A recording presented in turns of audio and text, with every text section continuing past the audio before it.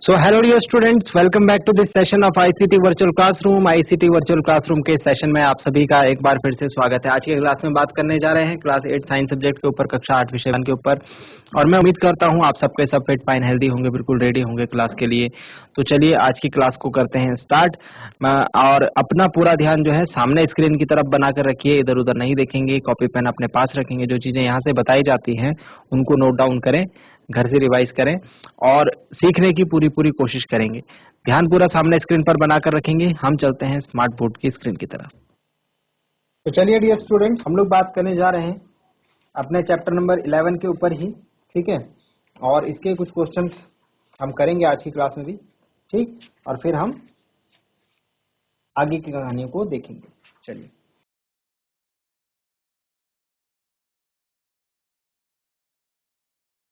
Exercise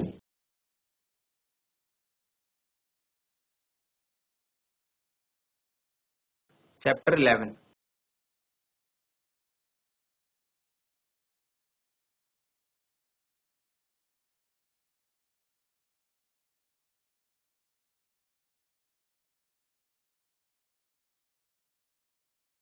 तो एक question रख रहा हूं आप सबके सामने, इसको नोट डाउन करेंगे और इसका आंसर भी बताने की कोशिश करेंगे पूरी पूरी तरीके से, ठीक है। तो प्रश्न कुछ इस प्रकार है, ध्यान से सुनना क्वेश्चन को, ठीक है। An inflated balloon, an inflated balloon was pressed against a wall after it has been rubbed with a piece of synthetic cloth, with a piece of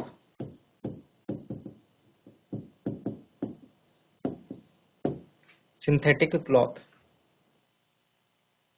it was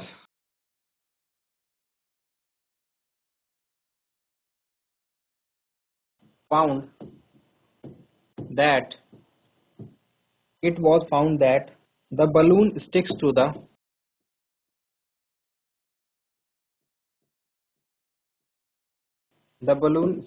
the wall. What force might be responsible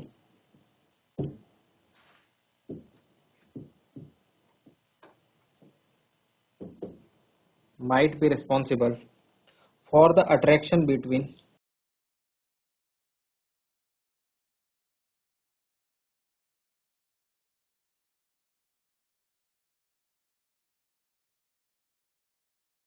the balloon and the wall?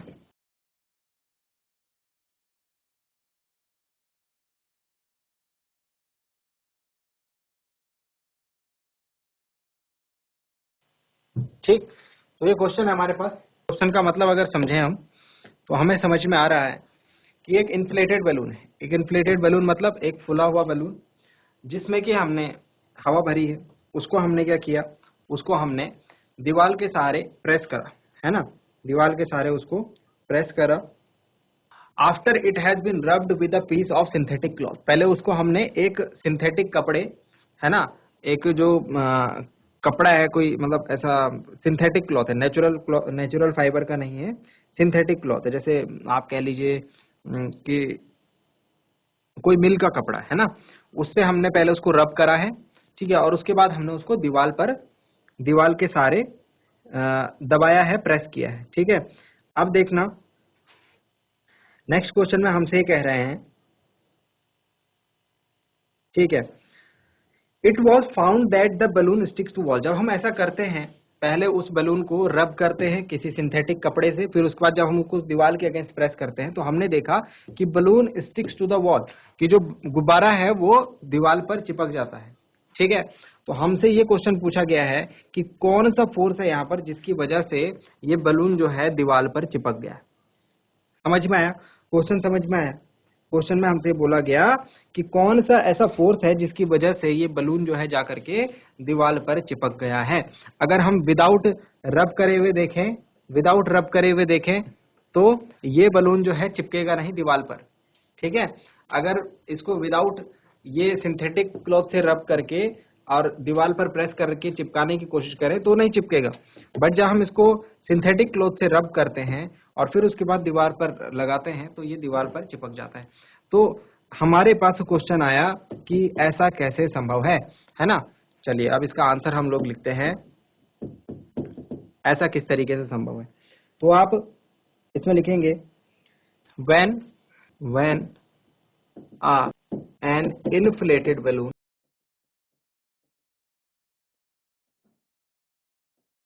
is rubbed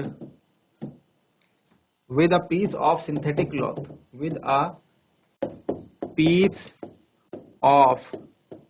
synthetic cloth जब हम किसी balloon किसी गुब्बारे को synthetic cloth के साथ रगड़ते हैं तो क्या होता है। देखो ये प्रोसेस करने में क्या हुआ, इस प्रोसेस करने में जो बलून है, बलून के ऊपर आवेश आ गए, बलून के ऊपर चार्ज आ गए, तो क्या होता है इसके बाद क्या हो जाता है, balloon it becomes charged.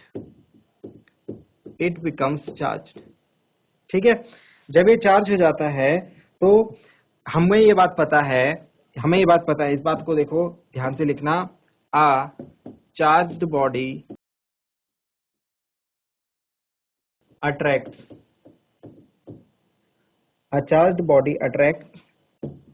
an uncharged body।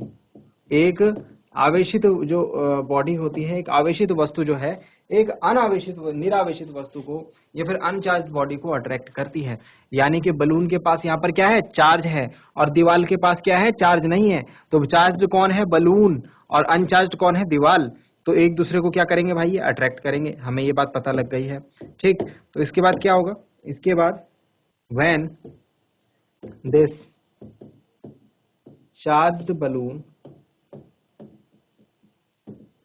is pressed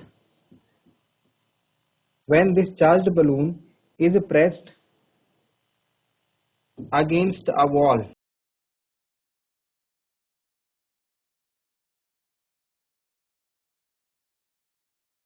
it sticks to the wall। it sticks to the wall। ये क्या होता है, दीवार पर चिपक जाता है। ठीक है। 10। तो कौन सा फोर्स यहाँ पर है भाई, जहां पर भी चार्ज की बात होती है, जहां पर भी अट्रैक्शन रिपल्शन चार्ज से रिलेटेड बात होती है, वहां पर हमेशा हमने पढ़ा है इलेक्ट्रोस्टैटिक फोर्स का नाम आता है। 10 the electrostatic force,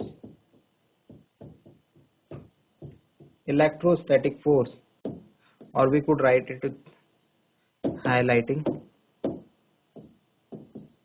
electrostatic force। Thus the electrostatic force acts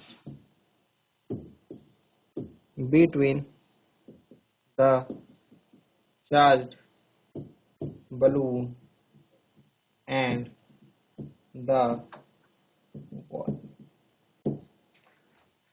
आई बात समझ में? इसे नोट डाउन करेंगे जरा जल्दी से।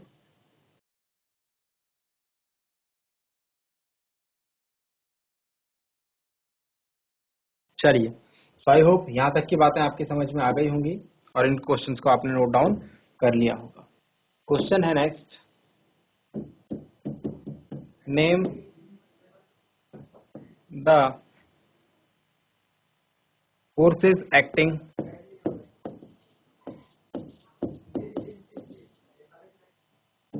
on a plastic bucket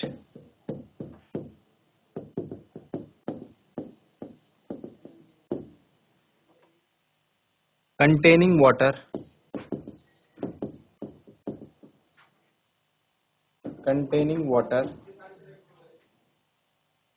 held above ground level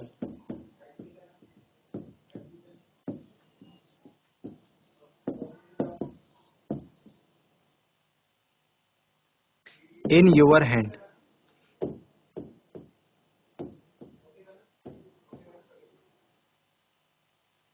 Discuss why the forces acting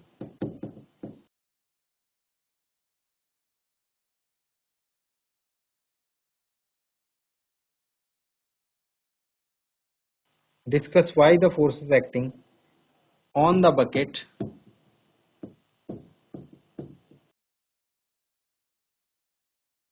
do not bring a change in its state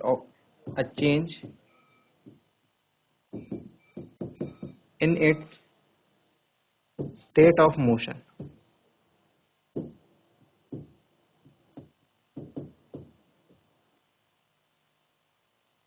okay, so ये हमारे पास क्वेश्चन है और इसका आंसर हम लोग अब नोट डाउन करेंगे। तो क्वेश्चन के अकॉर्डिंग जो बातें हमसे की गई हैं पहले उनको समझ लेते हैं और फिर इसका आंसर हम देते हैं।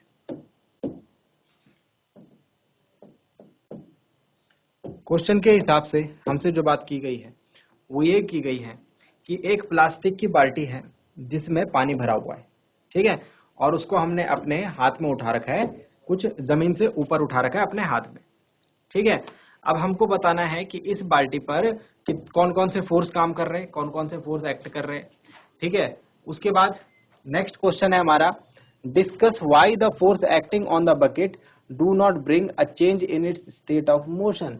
मतलब कि जबकि आप देखते हैं इस प्लास्टिक की बाल्टी को जिसमें पानी भरा हुआ है, इसको आपने अपने हाथ में उठा रखा है ना, कुछ हाइट तक, तो इस पर फोर्स काम कर रहे हैं, ठीक है। उन फोर्स की बात करें तो कह रहे हैं कि जब इस पर ये फोर्स काम कर रहे हैं इसकी वजह से बकेट में कोई भी change in state of motion नहीं होता, मतलब बकेट जो है मूवमेंट नहीं करती, है ना। आपने देखा पानी की बाल्टी आपने अपने हाथ में उठा रखी है, ठीक है, और बकेट में कोई मूवमेंट नहीं होती है ना, बकेट जो है बिल्कुल स्टिल रहती है अगर आपने चुपचाप उसको अपने हाथ में उठा रखा है, लेकिन उसमें उस वक्त फोर्स काम कर रहे हैं। तो क्वेश्चन हमसे ये पूछा गया है कि जबकि इस पर फोर्स काम कर रहे हैं उसके बावजूद भी ये बकेट जो है चुपचाप क्यों है, शांत क्यों है। समझ में आ गई बात, क्वेश्चन क्या पूछा गया। तो पहले फर्स्ट पार्ट का आंसर देते हैं हम, जिसमें हमसे ये पूछा गया है कि कौन कौन से फोर्स यहाँ पर काम कर रहे हैं। तो भाई ये बकेट है, एक आपको थोड़ा सा डायग्राम बना के दिखाने की कोशिश करते हैं। ये बकेट है, ठीक है,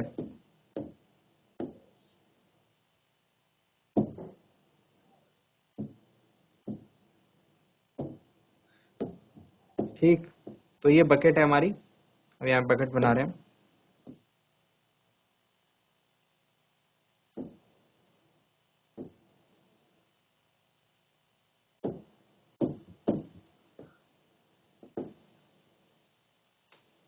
ठीक है, और ये इसका हैंडल हो गया, ठीक। अब ये कह रहे हैं कि हमने इस बकेट को उठाया, अब यहाँ पर क्या है हमारा, यहाँ पर हमारा हैंड है,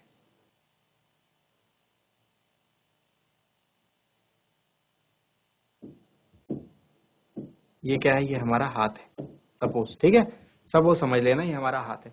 तो जब हमने इसको ऊपर उठाया है तो हमारे हाथ की मसल्स, हमारे हाथ की मांसपेशियों का जो फोर्स है, हमारे हाथ की मांसपेशियां उस पर फोर्स लगा रही है ना, तो कौन सा फोर्स हो गया, मस्कुलर फोर्स हो गया। और मैंने आपको बोला है जब भी कोई चीज हवा में रहती है तो उस पर नीचे की तरफ फोर्स ऑफ ग्रेविटी काम करता है, उस पर नीचे की तरफ फोर्स ऑफ ग्रेविटी काम करता है। तो दो फोर्स यहाँ पर जो लग रहे हैं वो हमको पता लग गए, ठीक है। समझ में आ गया या नहीं आया, आई होप आ गया होगा, है ना।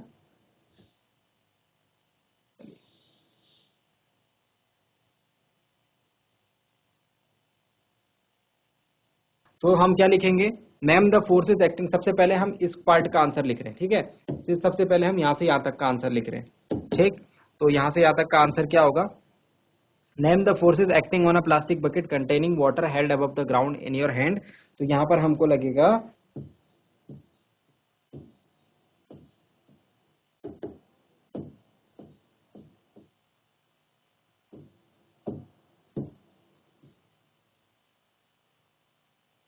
तो फोर्सेस कौन कौन से एक्ट कर रहे हैं यहाँ पर, number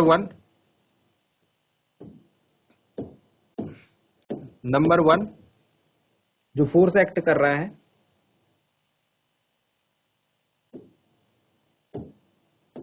we use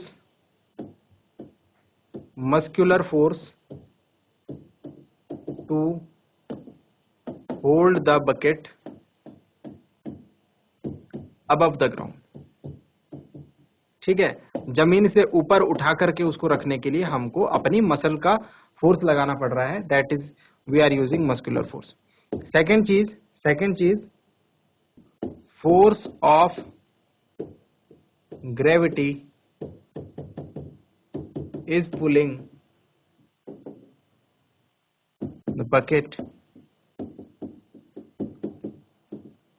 towards the ground. तो दो फोर्स लग रहे हैं इसमें, एक हम ग्राउंड से ऊपर उठाने के लिए अपने मस्कुलर फोर्स के फॉर्म में लगा रहे हैं बाल्टी पर, है ना, जिसकी वजह से जो ये फोर्स ऑफ ग्रेविटी है ये बैलेंस भी हो रहा है, इसके अगेंस्ट हम काम कर रहे हैं। और दूसरा ये फोर्स ऑफ ग्रेविटी है जो कि बकेट को नीचे की तरफ खींच रहा है। अगर हम अपने हाथ से बाल्टी छोड़ दें तो कहाँ गिरेगी? नीचे।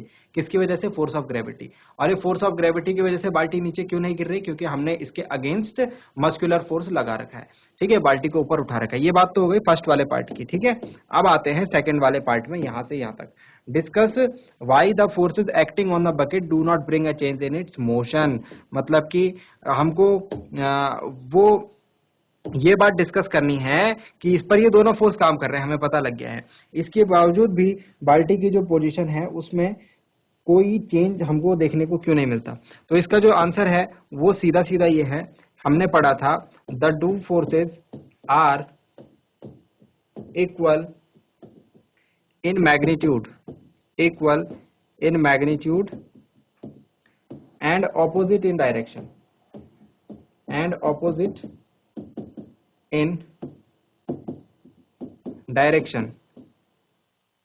ठीक है, equal in magnitude and opposite in direction,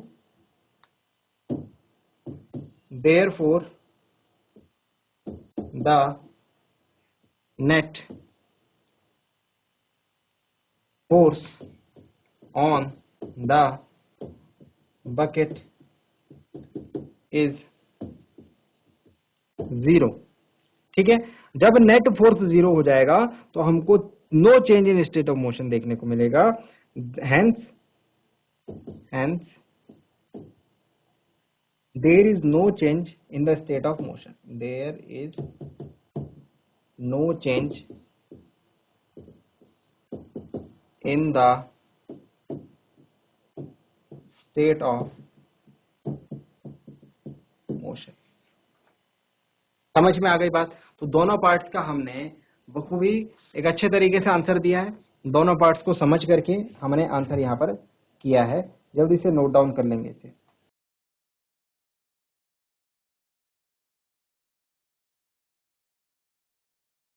तो चलिए डियर स्टूडेंट्स, इसी के साथ ही हमारा ये चैप्टर जो कि बहुत ही इंटरेस्टिंग और बहुत ही इम्पोर्टेंट चैप्टर था हमारा, ये कंप्लीट होता है।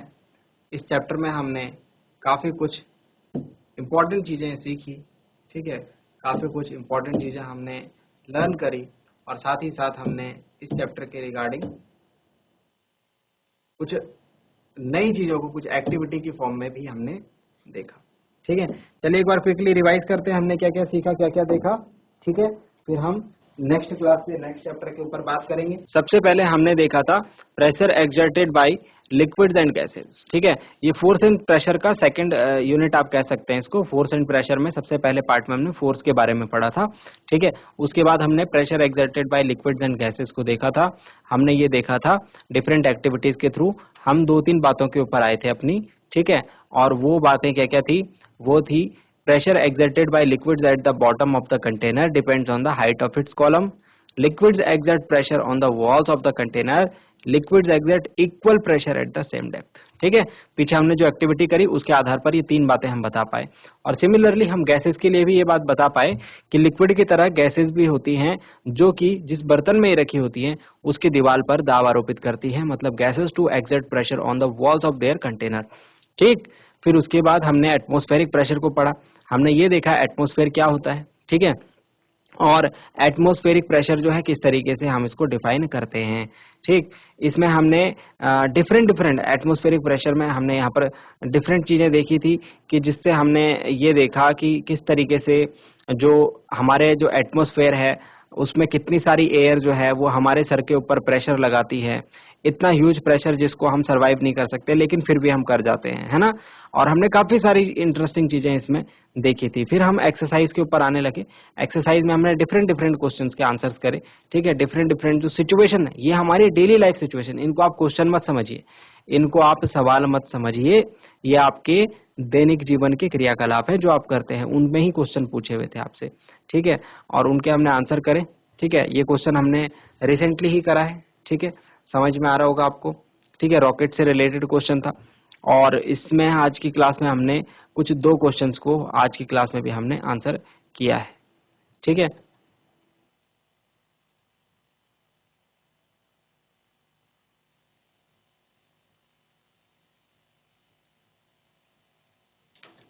चलिए, तो हमने जो जो चीजें पढ़ी है डियर स्टूडेंट्स, उसके साथ ही हम इस चैप्टर को अब वाइंड अप करते हैं, ठीक है।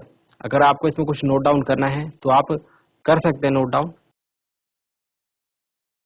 चलिए, अगर आपको नोट डाउन करना है तो आप नोट डाउन कर सकते हैं इसमें, ठीक है। और फिर हम इस चैप्टर को वाइंड अप यहाँ पर करते हैं। So dear students, class 8 science subject के chapter number 11 force and pressure में हमने काफी कुछ इंपॉर्टेंट चीजें जो है अब तक जो है कवर अप करी है अपनी सारी क्लासेस में। और इसमें हमने फोर्स को अच्छी तरीके से समझा, बल के कॉन्सेप्ट को समझा, डे टू डे लाइफ में, दैनिक जीवन में आपने इसको किस तरीके से अप्लाई करा वो आपको समझना है।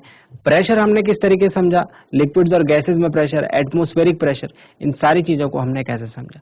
जाते जाते लास्ट पार्ट में फोर्स के इंपॉर्टेंट टाइप्स के ऊपर बात कर लेते हैं। कुछ कॉन्टैक्ट फोर्सेज होते हैं, कुछ नॉन कॉन्टैक्ट फोर्सेज होते हैं।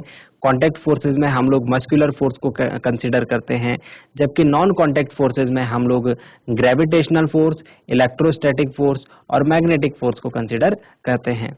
तो आज के लिए इतना ही। मुझे उम्मीद है आपको जो भी बातें इस क्लास में बताई गई, इस चैप्टर में बताई गई, वो सब आपकी समझ में आई होंगी, आपको इंटरेस्टिंग लगा होगा, कुछ नया सीखने को मिला होगा, आपने बहुत सारी चीजें घर में जाकर के भी याद करी होंगी। तो इनको रिवाइज करते रहें। नेक्स्ट क्लास में मिलते हैं ऐसे ही किसी इंपॉर्टेंट और इंटरेस्टिंग टॉपिक के साथ। क्लास से जुड़ने के लिए आप सभी का बहुत बहुत धन्यवाद। Thank you very much and have a nice day.